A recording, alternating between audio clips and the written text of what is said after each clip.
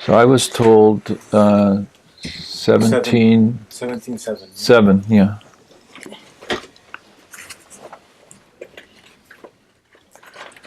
Sometimes I come prepared, you know, and they say, no, that was last week. We now we're doing...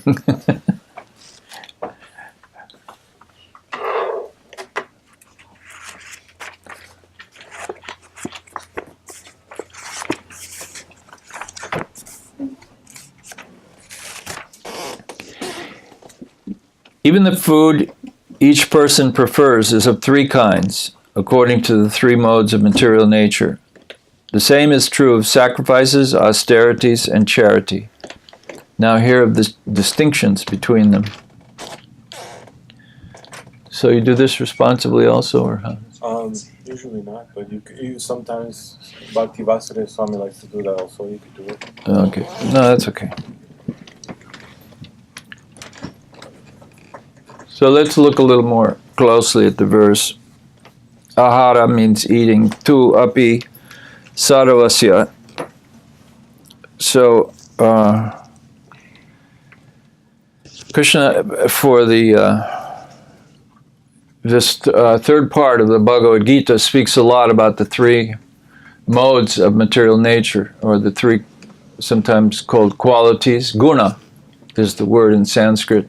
The three qualities of material nature, or three attributes of material nature. He talks about those. So one is somebody who knows the three. Ignorance.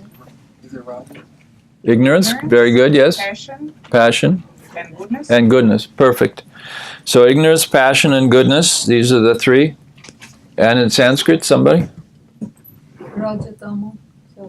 Raja, Tamo, Sattva. Yes. So, ahara tu api sarvasya, eating for all, sarvasya, of everyone, is, and priya, also what's dear, the kind of preferred kind of eating, is tribidha. Trividho means, tri means three, obviously. Vidha means types. And it's the same thing. Sattva, Raja, and Tama. The goodness, passion, ignorance. So foods can also be, or eating, the eating that people incline toward is of three types. Then he says yagya, tapa, and dana. So yagya means sacrifice. Tapa, austerity, and dana, charity. Now these three are very common components of dharma. Krishna often cites them in connection with dharma.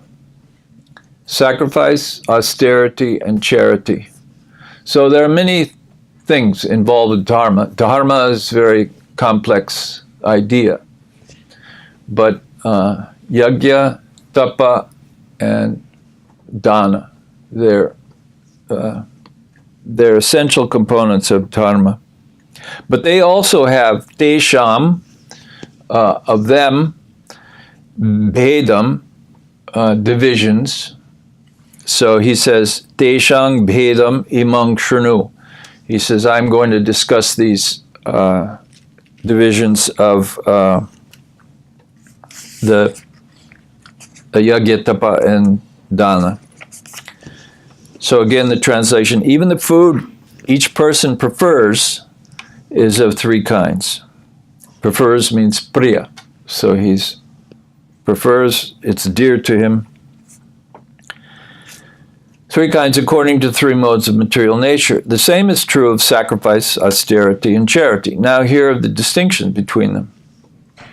Prabhupada says in his purport, in terms of different situations in the modes of material nature, there are differences in the manner of eating and performing sacrifices, austerities, and charities. They're not all conducted on the same level, meaning sacrifice can be influenced by goodness or passion or ignorance. They're not all conducted on the same level. Those who can understand analytically what kind of performances are in what modes of material nature are actually wise.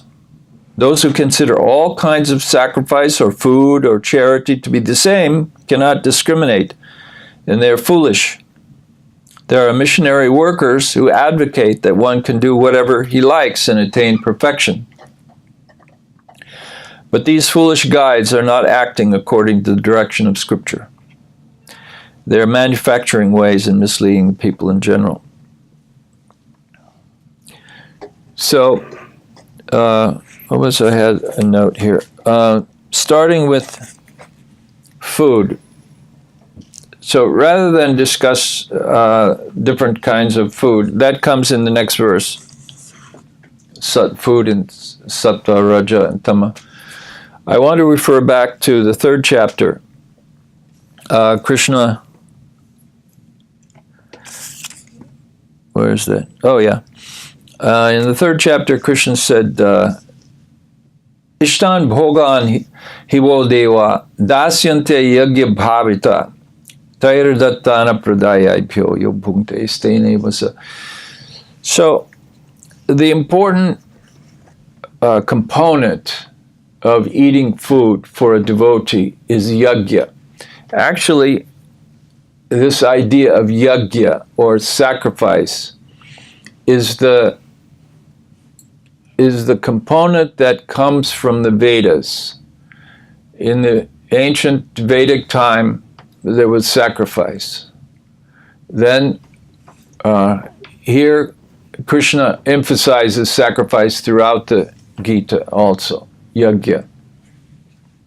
And as a matter of fact, he says, yagyanang japa yagyosmi. He says, of sacrifices, I'm the japa sacrifice, meaning the chanting. We chant Hare Krishna, Krishna Krishna, Hare Hare. So, sacrifice is an important component, as I said, of dharma. And Krishna says at one point that one should never give up sacrifice. One should never give up yagya. So in connection, what does that have to do with food? In this 3rd chapter, Krishna explains that there is a relationship between the higher powers and humans, or the devatas, the gods and demigods and humans. And that's a reciprocation, a relationship of reciprocation. So this humans perform sacrifice, yagya, and the devatas, the demigods, reciprocate. So one who neglects this sacrifice, one who neglects to sacrifice to the higher powers, and just enjoys the things that are being supplied by the higher powers, that person is a thief.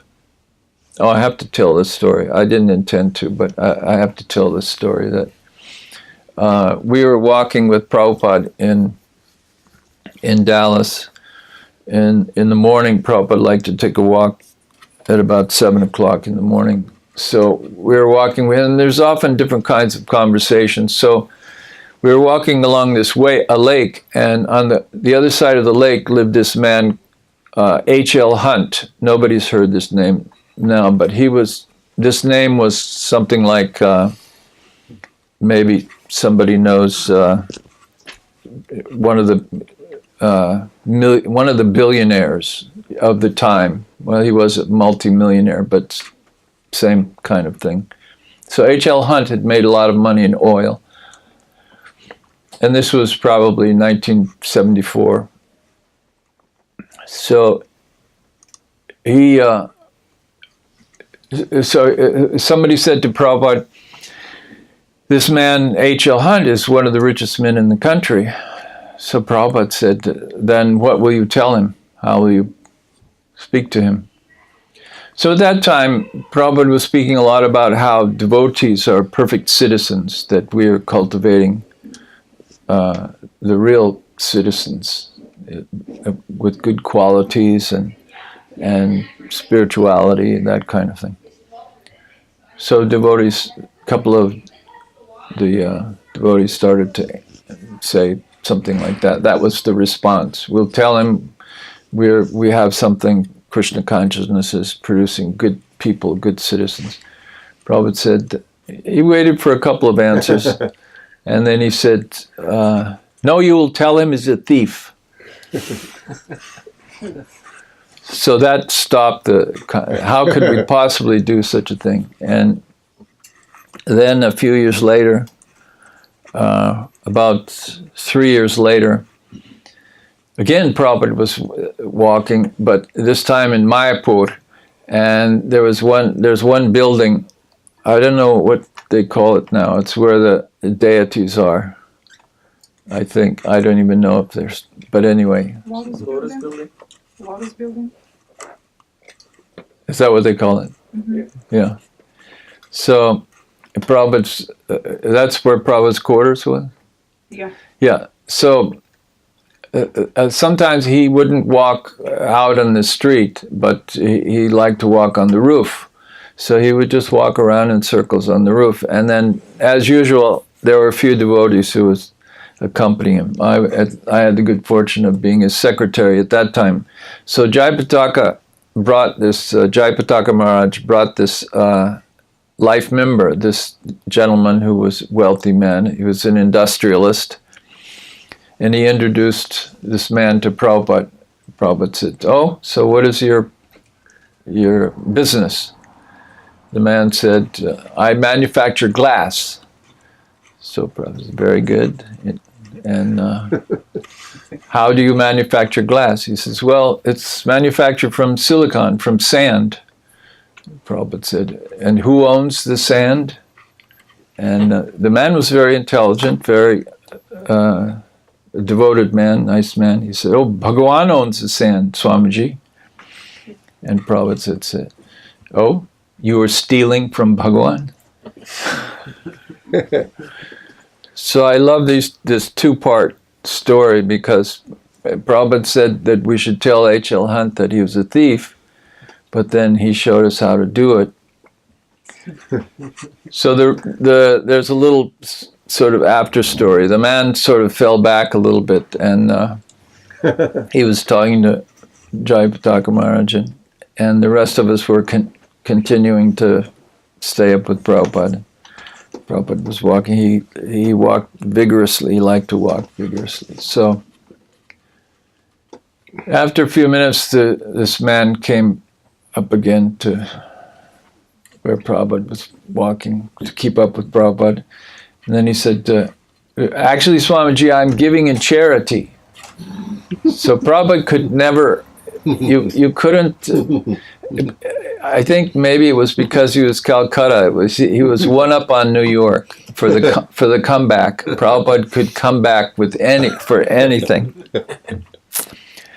So immediately he said, oh, you were a little thief. You were just a little thief. So the man couldn't get any slack. So thief, yagya. So that's what's meant. So he Prabhupada was referring to this verse that I'm quoting here. I mean, in a sense, subtly, that yo bhungte stena evasa. So whoever enjoys these things, although in this verse it says it starts off ishtan bhogan hivo deva. Bhoga means food, but it also means, in general, enjoyables. So the things that come to us, those necessities or those enjoyables, those things that we sustain ourselves with and enjoy.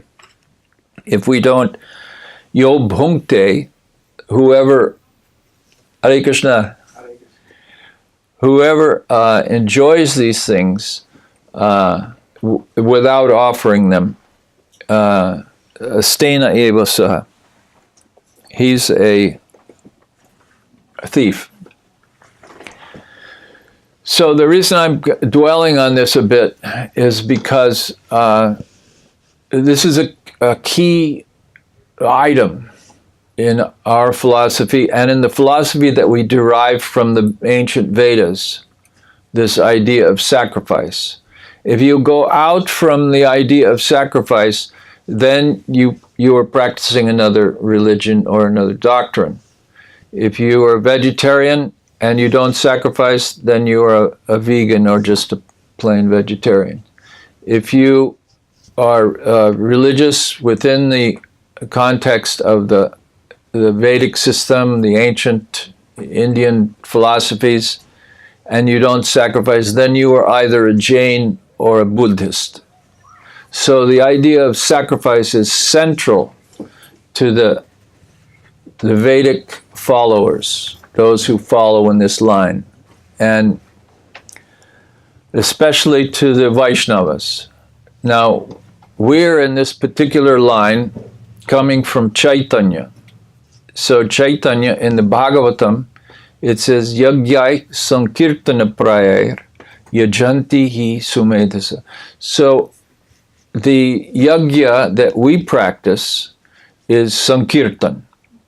That means to glorify Krishna, and also means just to chant Hare Krishna. It can mean, Sankirtan can mean to not only to sing Krishna's names, but as we saw from the life of Chaitanya Mahaprabhu, it can mean to enjoy Krishna's leelas. Mahaprabhu used to really enjoy the leelas of Krishna. So when we sing this song, as we did in the beginning, Jaya Radha Madhava, Kunja Vihari. So these are not just names or sounds, mantras. Each one of them has invokes a meaning for Krishna's Leela. Radha Madhava is like Hare Krishna. Hare means Radha and Krishna means Krishna. Radha Madhava is Radha and Krishna. Kunja Vihari, this means that Krishna is sometimes playing in the bushes in Vrindavan. Kunja Vihari, in the groves, or something like that. Gopi Jana Vallabha. Gopi Jana means all the gopis. Jana means like a collection, the gopis. Vallabha means that he's dear to the gopis. Gopi Jana Vallabha. Girivaradhari. Giri means mountain. So Krishna was holding the mountain, the Govardhan, Giri Govardhan.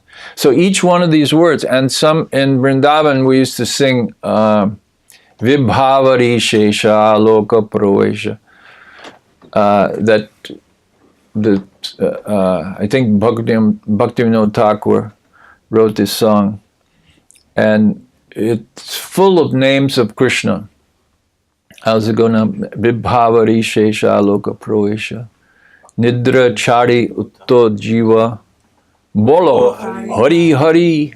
Mukunda Murari. Rama Krishna Griva. So then it goes on. Hari Hari. Mukunda is another name for Krishna. Murari, another. The Ari means the opponent or the slayer of the demon Mura, or the enemy of Mura. So each one invokes a memory of Krishna's leelas.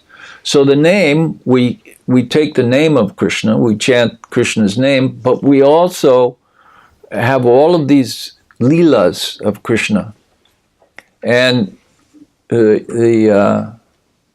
another branch of Vaishnavas, they have 1,000 Vishnu Sahasranam. So they chant 1,000 names of Vishnu, and each one makes reference to a quality of Vishnu or a pastime of Vishnu. Varaha Varaha is the boar incarnation of Vishnu. Matsya is the fish incarnation of Vishnu.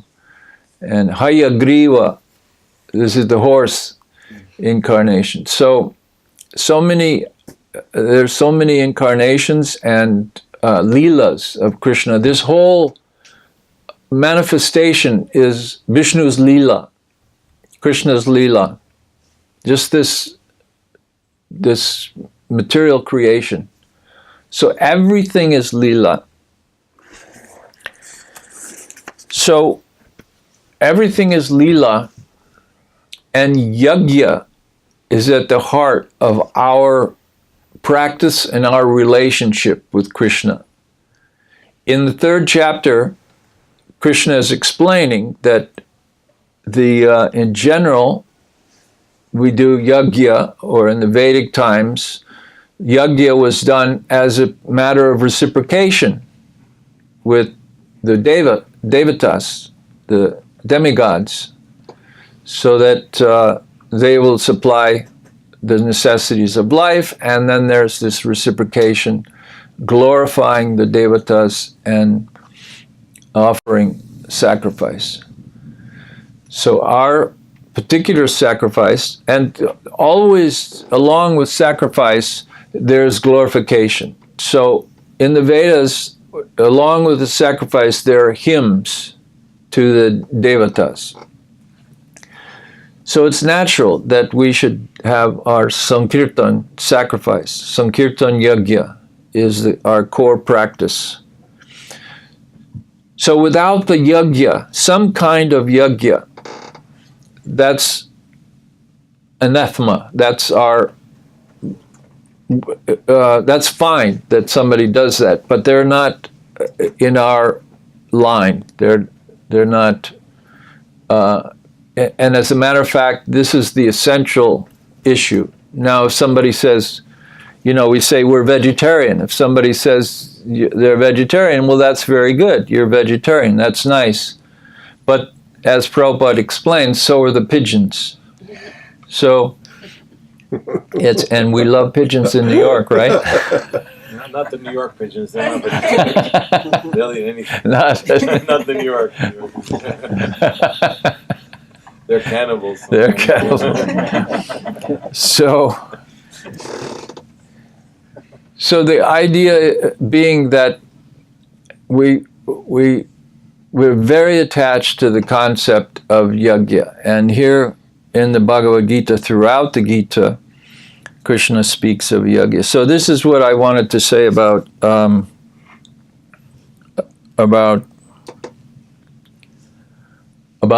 ahara. We're talking about aharastvapi sarvasya trividha. There are 3 kinds: sattva, raja, and tama. So the next verse will cover that. But I wanted to mention that at the core of eating is this idea of yajna. So those who don't connect eating with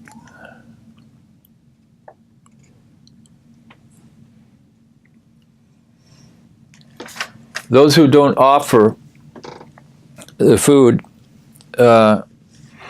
they're definitely not in goodness. So Krishna, moving along to these 3 modes. We call them 3 modes of nature. Sometimes that's translated as qualities or attributes of nature. These 3 are according to the concept of Sankhya philosophy. Sankhya means analysis. Now the idea of these 3 qualities is that these are subtle qualities, and they basically come along with the raw elements of nature before creation.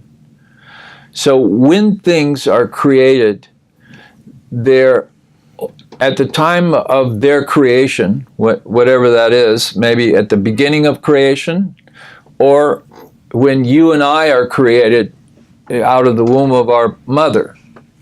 So, our mothers. So we, at the time we are created, we have these three qualities. We are influenced by one or another or a mixture of them. So that we've already learned from previous chapters. There's one chapter, the three modes, specifically talks about these three qualities. Then last chapter, chapter 16, Krishna spoke about the demonic. He said divine and demonic. So these are, Krishna makes a distinction.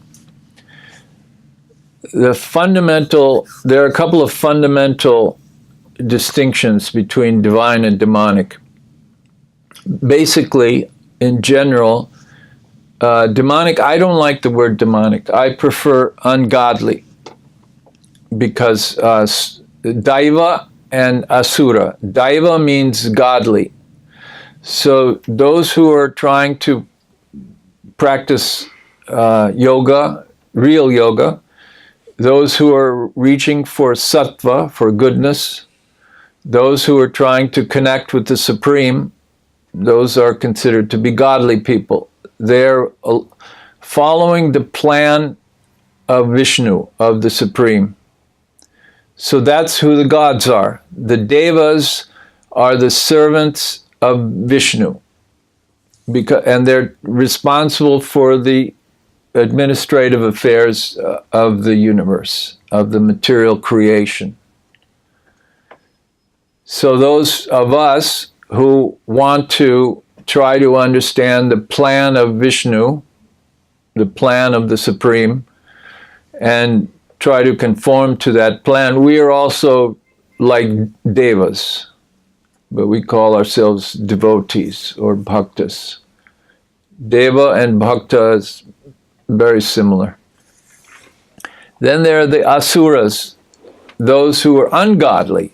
So on one hand the godly, the other hand the ungodly. So those who are ungodly are, in general, they're influenced by passion and ignorance, by raja and tama. So we have to face the facts. According to the Bhagavad-gita, according to how we are taught by Prabhupada, in general, we live in an ungodly society. We are born in ungodly circumstances. Even though maybe people here in the United States, when I go to England, people always criticize that the Americans, they believe in God too much. Those Europeans, they don't like that the Americans are so interested in God. So, but even though people appear to be interested in God, it's a very mixed kind of interest.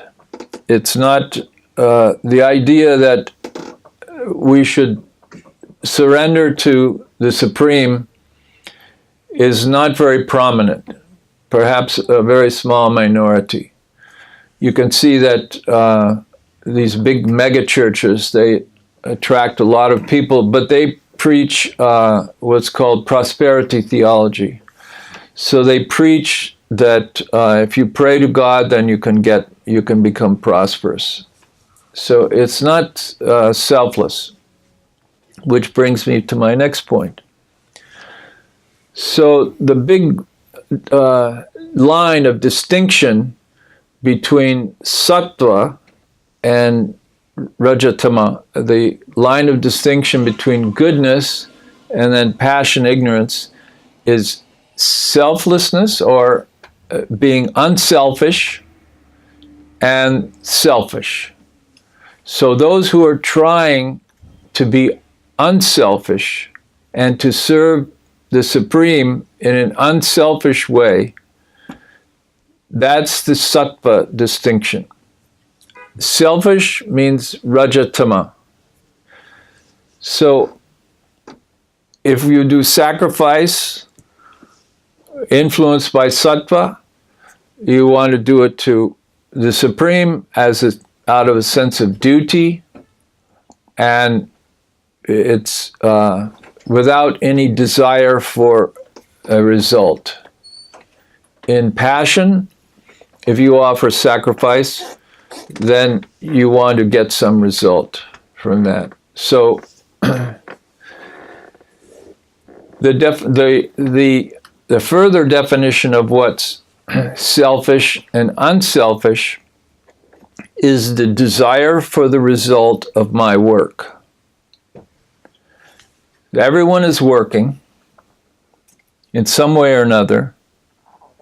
We are getting something, even if our work is just to go to the dole, right? To get some, I don't know how you go, for social services or something, and you have to make the effort to get something. So everyone's working, getting some result from that. Money, harvest, grains, however, whatever it is, getting some result and enjoying it. So these things don't belong to us. Krishna explains that these things are all given by the higher power. Even our paycheck, it seems very indirect that our paycheck could come from the higher power. But Krishna is explaining that, yes, it comes from the higher power. So all the things that we get, this is the discrimination, this is the line of discrimination between passion and goodness. The things that we get, either they're used selfishly or unselfishly. So if they're used for ourselves and our families to maintain our life, that's the ungodly system. The godly system is to offer yajna. Therefore, Prabhupada recommends to use everything we have, everything we can collect together, maybe even if it's just 1% of our salary, 1% of the harvest that we get, up to 50, 100%, whatever we can get in the Sankirtan movement to glorify Krishna, Krishna's names. We have Rath-yatra festival. Prabhupada wanted big festivals like the Rath-yatra festival, not just one Rath-yatra. We should have at least one per month. I think Prabhupada would like that. So one big festival like this per month, he really encouraged. There is a Chaitanya festival also that he wanted them to do in London. And he said that George Harrison could come and march in front of the parade. So the Chaitanya festival and many festivals that Govardhan, I was mentioning that Govardhan is Krishna's Leela lifting the hill, Govardhan Hill. So there can be a festival for this. And small festivals, Prabhupada liked the idea of taking the deities around the temples. So you take the deities out, small deities, and you have some kind of a cart, and you go around where the temple is. So this is what the Vaishnava culture is all about. It's not just that sometimes devotees object, well, I have to give my salary to the temple, I don't know what will happen to it. You don't have to. You can do that, certainly. The temples need to be maintained, but this temple things are done nicely. What? We use what we receive nicely here. I'm just kidding. Yes. So yes, here you can give money to continue this project. But you can also use money to have your own festival from your own temple, from your own home temple. And you can get together with a few others, maybe 10 others. Everybody makes, $100,000, for example. Then half of that is 50, 10. is 500,000. So, once a year you can have a big festival for $500,000, maybe in Central Park or something. I don't know. So the idea being that festivals are a big and important part of Krishna consciousness. Obviously, we have the Rath Yatra festival, and there are many festivals within the temple. But Chaitanya Mahaprabhu liked to have the festivals outside as well. He liked to include the public in all these festivals. So why am I talking about festivals? Because that's yajna. This is our sacrifice that we do. The Sankirtan yajna. Then Krishna says here, yajnas, tapas, tata, dana, these three. Yajna, austerity, and dana. Now tapa, I was thinking about this last couple of years. Tapa is a very interesting concept. Tapa actually means heat. So, but austerity, it's derived from the concept of heat. So, the original person who did tapa is Brahma. According to the concept of creation, Brahma creates, he meditates on Vishnu, and he assembles the universe. So in that sense, he's the creator. Prabhupada sometimes refers to him as the engineer. So he engineers creation. But while he's meditating, he hears these two syllables, ta and pa. So tapa. So my understanding, although I've never read it directly, frankly, but my understanding is if you want to do anything, if you want to create something, there has to be austerity. You have to be austere to do this. Now, maybe somebody does something. We see that sometimes people do something and they stumble upon success. But this, then we can argue that perhaps they had tapa in a previous life or previous sort of engagement, a previous experience. There's a concept, maybe some of you understand or have heard of this, that in referring to the success of the Beatles, they say that you have to have something like 10,000 hours, or you have to spend 5 years of practice. So you have to do tapa for 5 years or 10,000 hours, and then if you're fated, then you can be successful. But you can't get there without tapa. If Providence is willing, then perhaps you can achieve success in whatever your endeavor is. But you have to start with tapa. So tapa is extremely important. Dana, charity. So my observation has been, traveling different places in the world, that Americans are very charitable. It's I think in my opinion, one of the few good qualities of American society, that they tend to be charitable. And this is an essential component also of Dharma. So yajna, tapa, and charity. And then the following verses in this chapter will be discussing what's sacrifice in goodness, passion, ignorance, tapa, goodness, passion, ignorance, and so forth.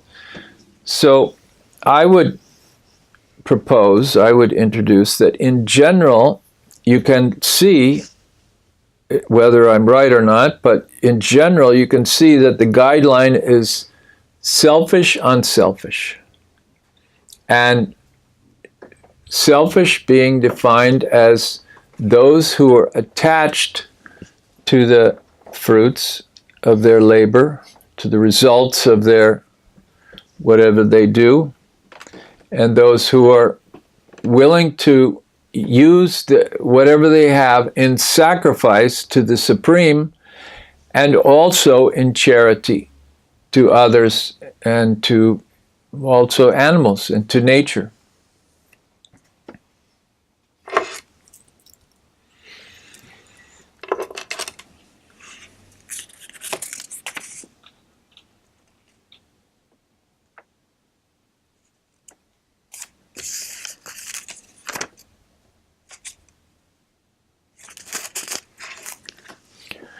So that's all the notes I took.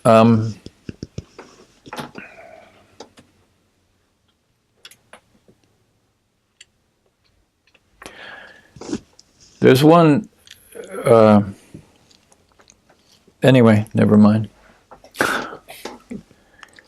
So, shall we open it up for discussion and Q&A, or however Yes, please. you like to go about it? I was told up until 7:30, but that seems quite long. So, so if you like to have kirtan before we get to 7:30, that's fine. But as you like. Okay. But I'm sure it'd be nice that there will be at least some questions and answers. Okay. There's a joke, I really like this joke, that it's about, I tell it all the time, it's about the young men and women who live in the temple, and they go to the class every morning, Bhagavatam class in the morning, 7 o'clock, and then somebody is talking, and somebody says in the back, oh, you have a question? And they say, yes, Prabhu, what time is prasad?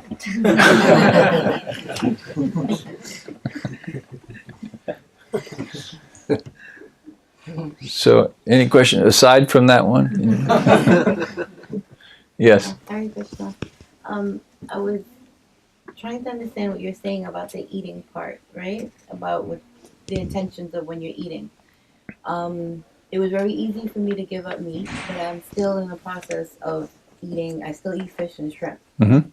So it stops me from sacrificing my food, because I know I can't sacrifice fish and shrimp to Krishna. So what is the process of that? Because I don't want to just be like, probably a pigeon just because I'm eating. I want it to be for something, but I'm still not there where I'm still eating fish. I'm still eating shrimp. Well, we try to offer pure food to Krishna, but sometimes Prabhupada, for example, we don't like wine or liquor, but Prabhupada has made the statement that Krishna is also the taste of wine. So we accept that Krishna is in everything.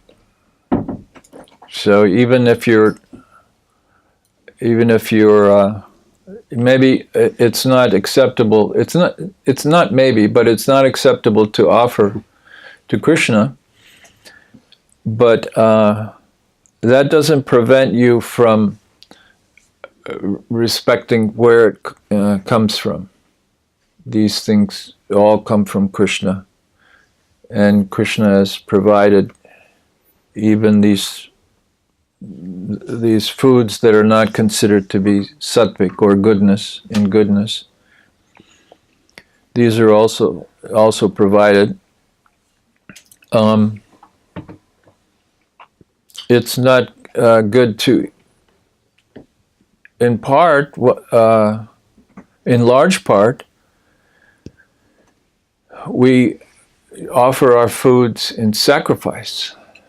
So, as I mentioned here, the key issue is the sacrifice. It's not just for, sometimes devotees argue, well, it's good for the health, or it's good for the planet, or it's good for this or that. It's very difficult to explain this concept of sacrifice, but sacrifice is relationship. It's about relationship. It's not just that we're doing a ritual. It's that we're trying to establish a relationship with Krishna. He doesn't need the food, but he says, even in the Gita, he says a leaf, a flower, fruit, water. We can offer anything, even if for a poor person, even if somebody doesn't have much, they can offer just something simple, because it's really to establish a relationship. Now, there's one concept of yajna is to establish a relationship with those who supply us everything. But our idea of establishing a relationship is like Chaitanya is doing. Our idea of establishing a relationship is to increase our love for Krishna, is to take part in this Leela, Krishna's pastime.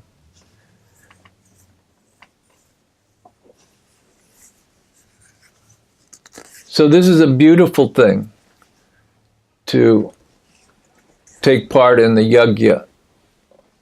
And yes, I see no harm in appreciating even these other kinds of food is coming from God. Certainly that's what the Krishnas do. They're thankful for what God has supplied. But this idea of sacrifice, offering the food to Krishna, is about relationship. It's about love.